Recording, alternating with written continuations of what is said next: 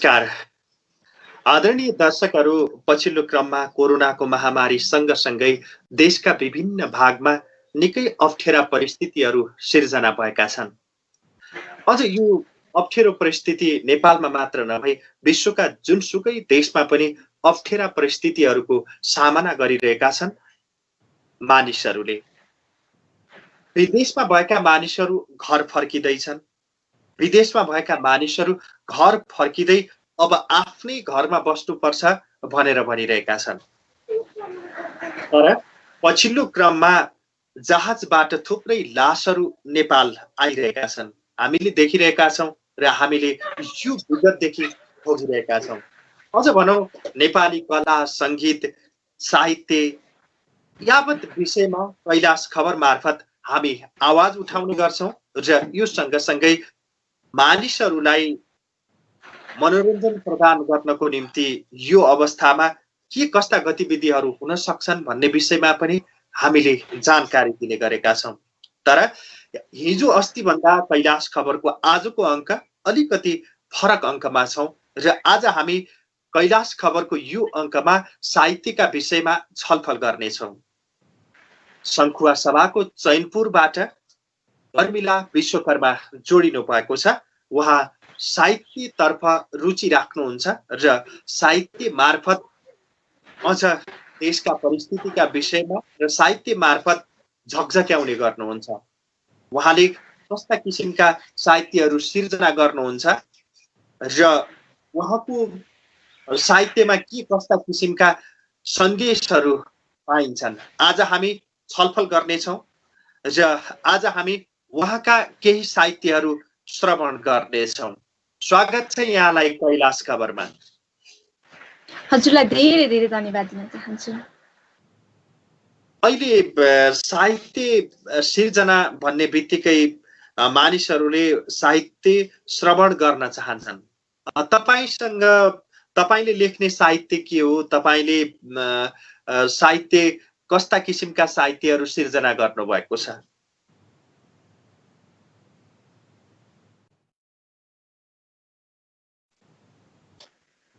तपाईले जुन साहित्य लेख्नुहुन्छ त्यो साहित्य कस्ता खालका छन्? मानिसहरूले श्रवण गर्न चाहन्छन्, सुनाउन सक्नुहुन्छ? हजुर हुन्छ। मैले यही नै हो, मैले विशेष लेख्ने गजल भनेको यही नै। अब हाम्रा परिवेशमा देखिएका कुराहरू, सामाजिक गतिविधिहरूलाई समेटेर लेख्ने कोसिस गर्दछु। हुन्छ, यहाँले सुनाउन सक्नुहुन्छ।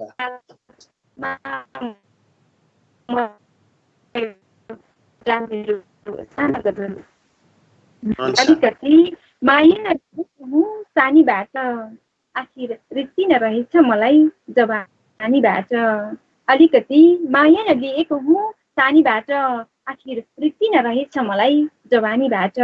अक्सर तिम्रो यादहरूले पिरोला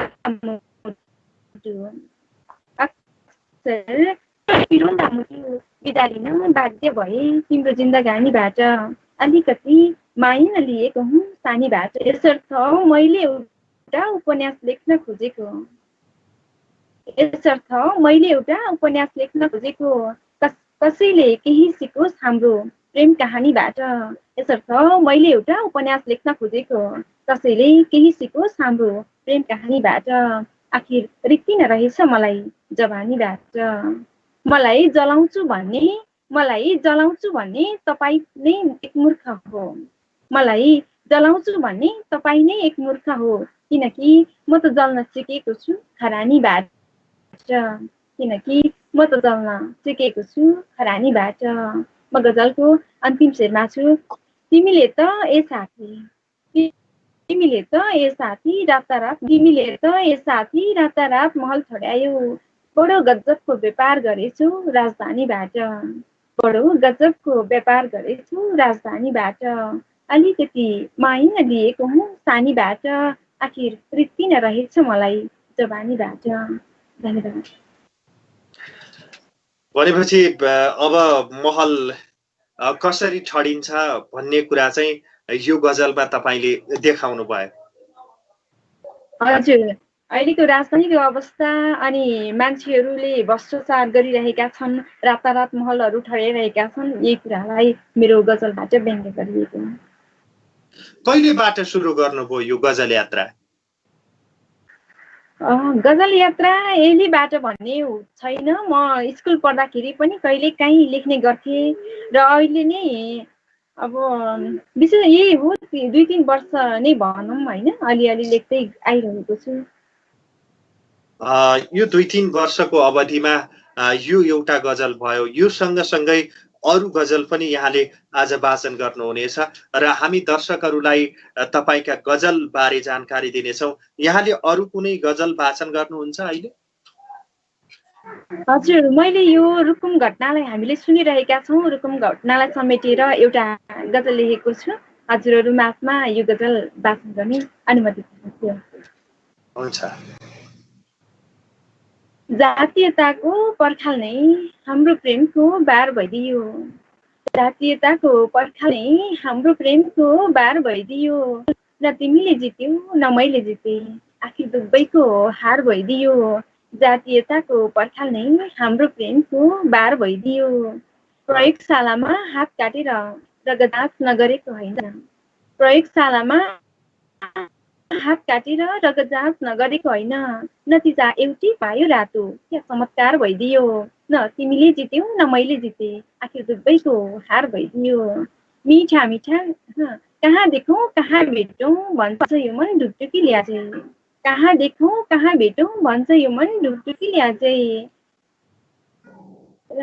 छाती पर्खाल भयो मुटुको धड्कन कारागार भइदियो, नतिजा एउटै पो आयो रातो, क्या चमत्कार भइदियो, मिठा मिठा कुरा गर्यो प्रेम पुस्तकको आधार बनाई, मिठा मिठा कुरा गर्यो प्रेम पुस्तकको आधार बनाई, जसको प्रतिफल विश्वभरमा लम्पसार भइदियो, छाती पर्खाल भयो मुटुको धड्कन कारागार भइदियो। म गजलको अन्तिममा छु। यो जुनीमा त यस्तै भयो, यो जुनीमा त यस्तै भयो, अर्को जुनी एउटै हुनुपर्छ, यो जुनीमा त यस्तै भयो, अर्को जुनी एउटै हुनुपर्छ, बाँच्ने आशा मरिसक्यो जब मुटु नि निराधार भइदियो, यो जुनीमा त यस्तै भयो, अर्को जुनी एउटै हुनुपर्छ, बाँच्ने आशा मरिसक्यो जब मुटु नि निराधार भइदियो, जातीयताको पर्खाल नै हाम्रो प्रेमको बार भइदियो, न तिमीले जित्यौ न मैले जिते, आखिर दुवैको हार भइदियो, न तिमीले जित्यौ न मैले जिते, आखिर दुवैको हार भइदियो। न तिमीले देख्यौ न मैले देखेँ, न तिमीले देख्यौ न मैले देखेँ, आखिर दुवैको हार भइदियो। यो गजल लेख्नुका पछाडि के छ? हजुर, यही नै हो विशेष त मैले यो रुकुम घटना हामी माझमा घटिसके पछाडि नवराज हाम्रो जुन हुनुहुन्छ प्रेम गर्ने पात्र नवराज हुनुहुन्छ अनि सुषमाजी हुनुहुन्छ, उहाँहरू दुवैजनाले एकअर्कालाई प्रेम गर्नुभएको हो, तर हाम्रो समाजमा चाहिँ एउटा जात चाहिँ मायाको पर्खाल भइदिए पछाडि मैले यो गजल लेख्न बाध्य भएर लेखेकी हुँ। अब यस्ता प्रेम जोडीहरू विशेष गरी जातीयताकै आधारमा मारिने गर्छन्, अझ भनौँ अन्तर्जातीय त नभनौँ, अन्तर्जातीय भन्नलाई मानिसले पशुसँग विवाह गर्नुपर्छ अनि मात्रै अन्तर्जातीय हुन्छ, मानिसले मानिससँग विवाह गर्दा अन्तर्जातीय भनिन्न, अन्तर समूहको विवाह भन्न सकिन्छ, विपरीत लिङ्गहरूको समूह अथवा विपरीत लिङ्गीहरूको समूह भन्न सकिन्छ, तर अन्तर्जातिको बिल्ला भिराएर यसरी मानिसहरूलाई मारिने गरिन्छ, हत्या गर्ने गरिन्छ, यो किन भइरहेको होला? तपाईँले जुन साहित्य मार्फत भन्नुभएको छ, गजल मार्फत भन्नुभएको छ, यो किन भइदिन्छ? सबैभन्दा मुख्य कुरा त यसमा चाहिँ हाम्रो मानसिकता कमजोर छ, हामी एकदमै मानसिकताले कमजोर मान्छेहरू छौँ यो होइन। अनि अब यो कुरीतिले हाम्रो समाजमा एकदमै अन्धविश्वास रूपमा जरा गाडेको छ हाम्रो समाजमा। अनि अर्को कुरा हाम्रो नियम कानुन पनि एकदमै फितलो छ, सरकारी नियम कानुन एकदम फितलो छ, जसले गर्दाखेरि जे गर्दा पनि हुन्छ भन्ने खालको मानसिकता छ सबैसँग, त्यस कारणले गर्दाखेरि नै यो घटनाहरू घटिरहेका छन्। अब के गर्नु पर्ला? तपाईँ एउटा साहित्यको माध्यमबाट सचेतता जगाउँदै हुनुहुन्छ र सचेतना छर्दै हुनुहुन्छ, साहित्यतर्फ नवप्रवेशी पनि हुँ भनिराख्नु भएको छ, यति राम्रा साहित्यहरू सिर्जना गरिराख्नु भएको छ भनेपछि अब के गर्नु पर्ला? यो जुन जातीयताको पगरी छ, यो छुत अछुतको जुन पगरी छ, यसलाई निकालेर फाल्नको निम्ति हजारौं वर्षदेखि यो पीडामा मानिसहरू छन्, यसलाई निकालेर फाल्नको निम्ति, जरैदेखि उखेल्नको निम्ति के गर्नु पर्ला यहाँको विचारमा, जुन साहित्यमा यहाँले पोख्नु भएको छ? हजुर, अब एकदमै गाह्रो कुरा छ यो चाहिँ होइन। सबैजनाको मन मस्तिष्कमा पसिसकेको कुरा निकालेर समाजबाट छुट्टै निकालेर फ्याँक्न अलिकति गाह्रो अवस्था छ अहिले। अब पहिलेको समाजमा चाहिँ अलिकति नपढेको मान्छेहरूले गर्दाखेरि चाहिँ यस्तो घटना घटिरहेको छ भनिराख्दाखेरि, अब अहिलेको रुकुम घटनालाई हेर्दाखेरि शिक्षित मान्छेहरूबाट नै यस्ता घटनाहरू घट्ने रहेछन् भन्ने एउटा दरिलो प्रहार हामी माझमा आएको छ। र यो सबै कुराहरू समाजबाट निर्मूल पार्नको लागि हामीले जस्तो गीत सङ्गीत भयो, कला साहित्यको क्षेत्रबाट हामीले एउटा राम्रो सन्देश दिन सक्छौँ मान्छेहरूलाई। हामी सबै मान्छे एकै हौँ भन्ने कुरा सबैले बुझ्न जरुरी छ। अब हामी माझले हाम्रो सबै एउटै हो, प्रकृति, हामी एउटै प्रकृतिमा रहन्छौँ। लिने श्वास उही होइन, पिउने पानी उही, हामी माझमा भएको, हामी भित्र भएको रगत उही भनेपछि मान्छेले हामी सबै एउटै हो भन्ने मानसिकता राखेदेखि यो घटना, यस्ता कुराहरू चाहिँ हाम्रो समाजबाट निर्मूल हुने थियो र सबैलाई जनचेतना हुन जरुरी छ, सबैले एउटै खालको मानसिकता बनाउन जरुरी छ। यही नै देखिन्छ अहिले। मानिस जन्मिने प्रक्रिया र मर्ने प्रक्रिया एउटै, अनि यो धरती जहाँ पाइला टेकिन्छ त्यो धरती पनि एउटै, अनि मानिसले श्वास प्रश्वास गर्ने हावा पनि त्यही, जसरी अक्सिजन लिन्छन् त्यो प्रक्रिया पनि त्यही हो भने मानव मानव बीच जुन किसिमको फरकपना छ यो हुनु भएन यहाँको विचारमा?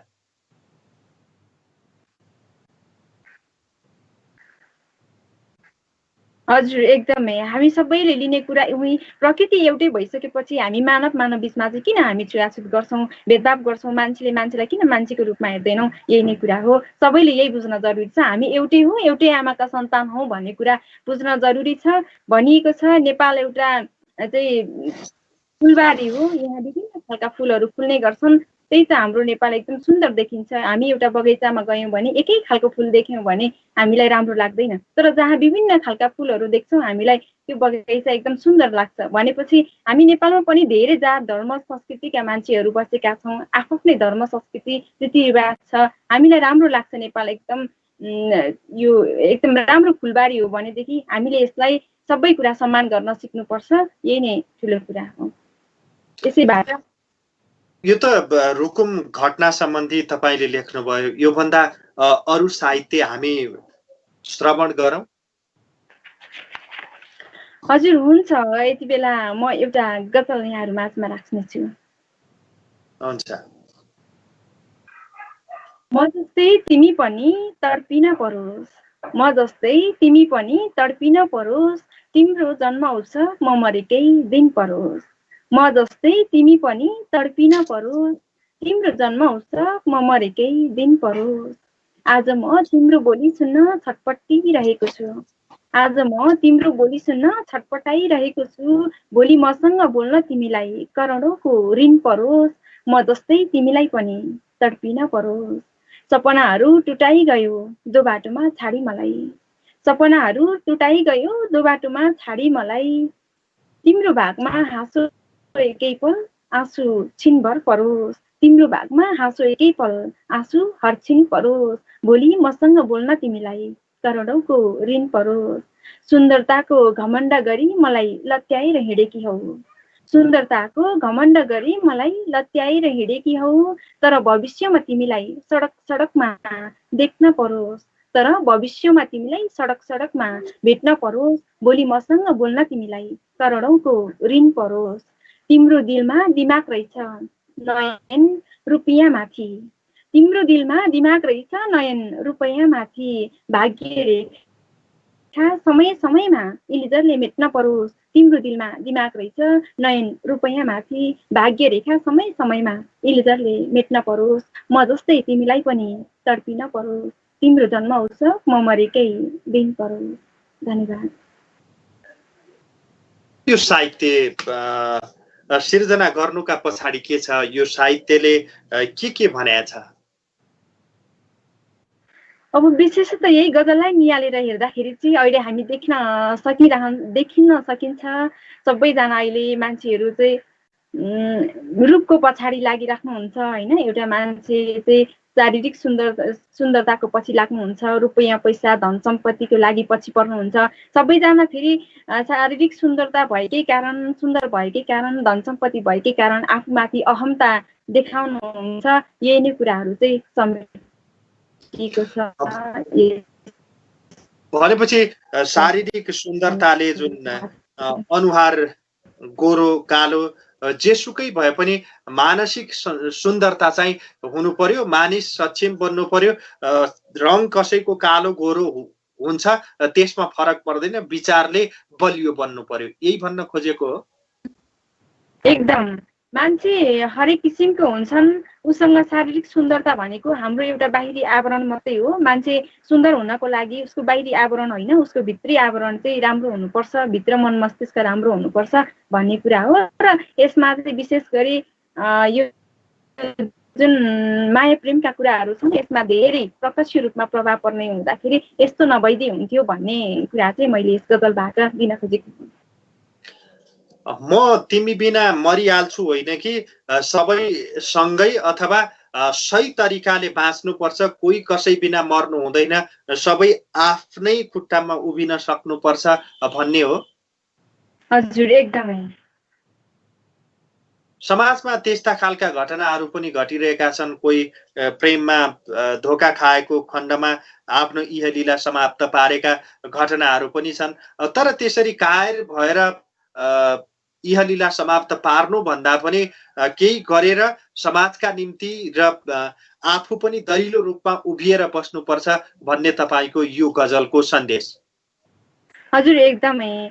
अब समाजमा यस्ता खालका घटना घटिरहेका छन् जुन माया प्रेमका कारणले गर्दाखेरि आफ्नो जीवन नै समाप्त पार्न सम्भव पर्नुहुन्न। तर हामीले के सोच्न जरुरी छ भने माया प्रेम यस्ता कुराहरू जीवनमा उतार चढाव भन्ने कुराहरू जीवनमा आइरहन्छ।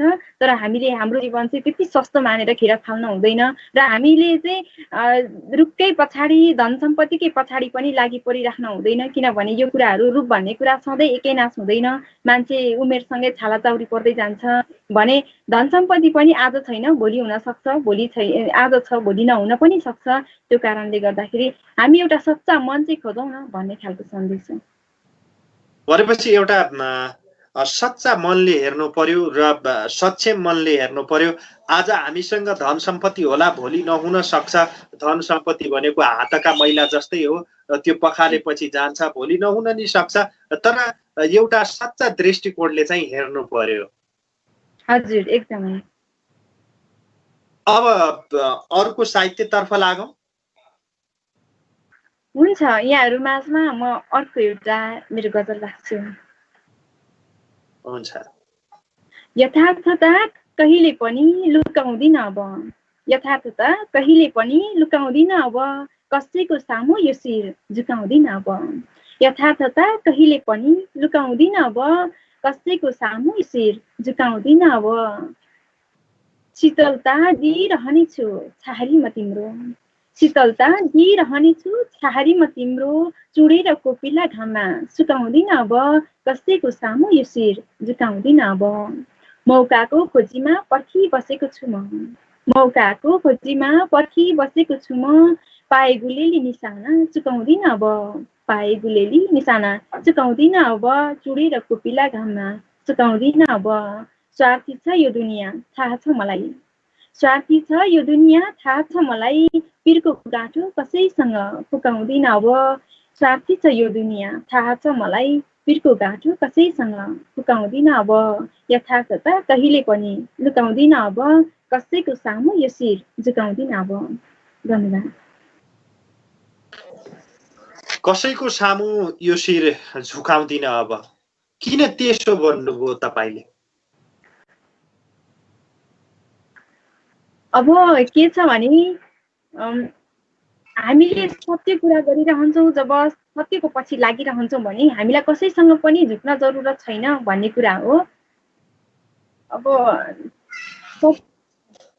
हजुर, सत्यको पछाडि झुक्न पर्दैन भन्ने नै कुरा हो। असत्यको जहिले पनि हार हुन्छ, समय लाग्छ तर सत्यको जित हुन्छ। एकदमै हजुर। यो सत्यता र यो सँगसँगै जुन समाजमा स्वार्थीपना देखिएको छ यसलाई चाहिँ के भन्ने, कसरी हेर्नु भएको छ? तपाईँले साहित्य मार्फत त भन्नुभएको छ, तर विभिन्न किसिमका स्वार्थहरू हुन्छन् मानिसमा। अब के छ भने मान्छे हो स्वाभाविक रूपमा स्वार्थीपना हुन्छ नै। तपाईँसँग छ, मसँग पनि केही स्वार्थहरू छन्, यो स्वाभाविक कुरा हो। तर मान्छेको स्वार्थ भन्ने कुरा एउटा लिमिट हुन्छ। हामी कस्तो कुरामा स्वार्थ राख्छौँ भन्ने हाम्रो मूल पाटो हो। अब नचाहिने कुरामा स्वार्थ राख्छौँ त्यो भिन्न कुरा हो होइन। तर मान्छेले चाहिँ सही कुरामा स्वार्थ राख्नु र अरू नचाहिँदो कुरामा स्वार्थ राख्नुमा धेरै फरक पर्छ। हामीले कस्ता कुरामा स्वार्थ राख्छौँ भन्ने कुरामा डिपेन्ड हुन्छ।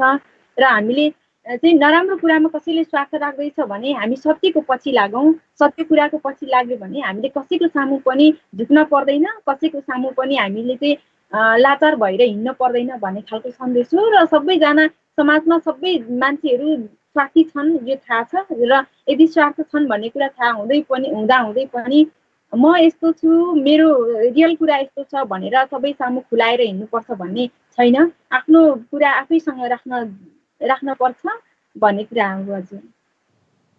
भनेपछि स्वार्थीपनालाई त्याग दिनुपर्छ। अब स्वार्थ चाहिँ कसका लागि हुनुपर्छ भन्दा एकजना मानिसको निम्ति होइन कि समग्र मानव जातिको निम्ति नै स्वार्थ हुनुपर्छ र समग्र मानव समुदायको हितको निम्ति नै स्वार्थ हुनुपर्छ, न कि एकजना व्यक्तिको हित गर्ने स्वार्थ चाहिँ हुनु हुँदैन। हो हजुर एकदमै। तपाईँ स्वार्थ यस्तो ठाउँमा गर्नुहोस् जसले गर्दाखेरि कोही मान्छे अप्ठ्यारोमा परेको छ त्यसलाई बचाउन सकिन्छ र भोलि गएर उसले केही राम्रो काम गर्न सक्छ, समाजलाई केही राम्रो ठाउँमा पुर्याउन सक्छ भने उसको लागि स्वार्थ राख्नुहोस्। अब व्यक्तिगत स्वार्थ भन्दा पनि सामाजिक स्वार्थ महत्त्वपूर्ण हुन्छ। समाजका बारेमा सोचौँ, यो सँगसँगै हरेक मानव समुदायको हितको निम्ति सोचौँ, व्यक्तिगत स्वार्थलाई त्यागौँ। व्यक्तिगत स्वार्थले व्यक्तिको मात्रै भलो हुने गर्छ होइन? हजुर एकदमै। अब अरू कुनै साहित्यतर्फ लागौँ। हुन्छ, म एउटा गजल राख्न चाहन्छु। तिम्रो साटो मरुला सधैँ तिमी आँस, तिम्रो साटो मरुला सधैँ तिमी आँस, भन्छन् खुसी हुन्छ क्षणी अलि सास। तिम्रो साटो मरुला सधैँ तिमी आँस, भन्छन् खुसी हुन्छ क्षणी अलि सास। सोचे जस्तो हुन्न जीवन, सोचे जस्तो हुन्न जीवन, दुःख पीडा मै सौला, फुले फुलको बगैँचामा तिमी भमराबै नाच, भन्छन् खुसी हुन्छ क्षणी अलि सास। गाउँघरमा हुर्केकी तिम्रो लाई कहाँ छु र, गाउँघरमा हुर्केकी तिम्रो लाई कहाँ छु र, डिस्कोतिर धाउनेसित माया पिटी गाँस। गाउँघरमा हुर्केकी तिम्रो लाई कहाँ छु र, डिस्कोतिर धाउनेसित माया पिटी गाँस, भन्छन् खुसी हुन्छ क्षणी अलि सास। रङ्ग हेरी टिप्दै हिँड्यो फुलानी पात, रङ्ग हेरी टिप्दै हिँड्यो फुलानी पात, फरक तिमीलाई के परो र म हुँदा मायामा दास, डिस्कोतिर धाउनेसित माया पिटी गाँस। 2 दिनको जिन्दगीमा छैन अब आश, 2 दिनको जिन्दगीमा छैन अब आश, तिम्रो निम्ति मै मरुला तिमी जुनी जुनी नाच, तिम्रो निम्ति मै मरुला तिमी जुनी जुनी नाच, तिम्रो साटो मै मरुला तिमी सधैँ हाँस, भन्छन् खुसी हुन्छ क्षणी अलि सास।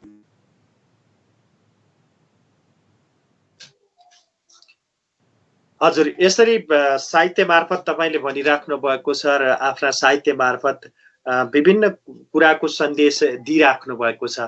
अब यो बेला खास गरिकन जुन युवा युवतीहरू छन्, जुन कहिलेकाहीँ अल्लारे पनि हुन्छन्, कहिलेकाहीँ भनौँ न यो उमेर पनि त्यस्तै हो, त्यो उमेर समूहका मानिसहरूलाई तपाईँले साहित्य मार्फत अघि पनि भन्नुभयो कि साँचो माया प्रेम हुनुपर्छ भनेर भन्नुभएको छ, के भन्नुहुन्छ? अब अहिलेका सबै जेनेरेसनको मान्छेहरू अलिकति हाइफाई टाइपको हुनुहुन्छ होइन। के हुन्छ त गरिदिउँ न त बोलिदिउँ न त हिँडिदिउँ न त भन्ने खालको अलिक रमाइलोपनतिर धेरिराख्नु भएको छ। तर यति कुरा ख्याल गर्नुहोस् कि तपाईँको अहिलेको यो अलैपनाले भोलिको तपाईँको जिन्दगीलाई ठुलो असर पर्ने गर्छ।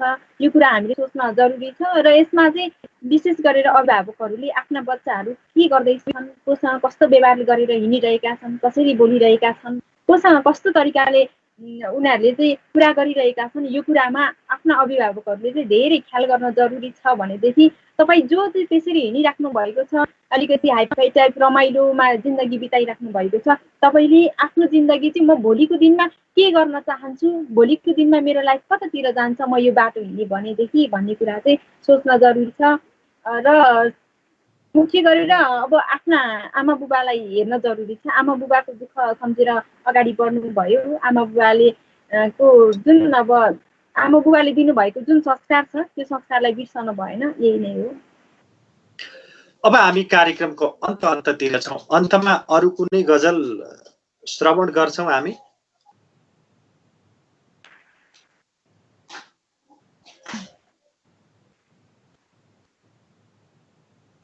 अन्तमा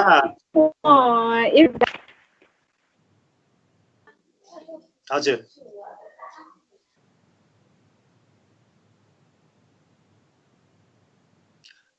हुन्छ, अन्तमा हामी तपाईको गजलबाट बिदा हुनेछौँ र आजको समय पनि सकिनेछ। तपाईसँग अन्तमा अरू कुनै गजल छ हामी श्रवण गर्न सक्छौँ? हुन्छ, सबै कुरा हुन्छ। एउटा गजल राख्न चाहन्छु। हुन्छ।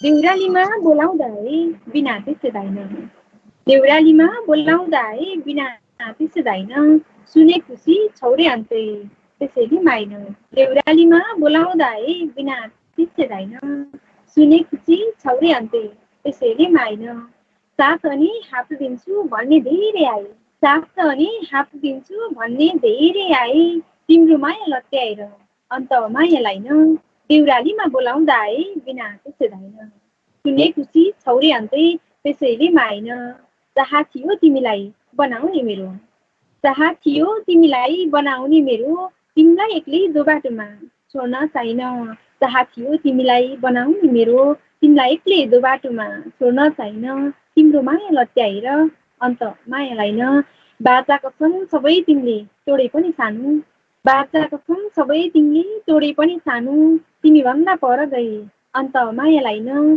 देउरालीमा बोलाउँदा आए बिना बिर्सदैन, सुने खुसी छौरे अन्तै त्यसैले माइन। हस्, यहाँको यो साहित्य सँगसँगै यहाँको साहित्यिक यात्रा सफल बनोस्, शुभकामना। हजुरहरूलाई पनि धेरै धेरै धन्यवाद दिन चाहन्छु। यो अमूल्य समय दिएर मेरा लागि केही समय छुट्याइदिनु भयो, यहाँसम्म ल्याउने कोसिस गरिदिनु भयो। यहाँलाई धेरै धेरै धन्यवाद सबैजनालाई। दर्शकहरू, आज हामीले खास गरिकन नवप्रतिभा, अझ भनौँ साहित्य क्षेत्रमा निकै राम्रा साहित्यहरू सिर्जना भइरहेका छन् र निकै राम्रा साहित्यहरू लेखिराख्नु भएको छ। उहाँको साहित्यको निम्ति र यो साहित्यिक मनको निम्ति कैलाश खबरको तर्फबाट हार्दिक नमन। हामी यस्तै विषयवस्तुका साथ, अझ समाजका विविध विषयवस्तुका साथ उपस्थित हुनेछौँ। कला, साहित्य, गीत, सङ्गीत यावत क्षेत्रमा, राजनीतिदेखि लिएर हरेक क्षेत्रमा कैलाश खबरका तर्फबाट हामी यहाँहरूलाई जानकारी दिनेछौँ। आजको यो अङ्क तपाईँलाई कस्तो लाग्यो?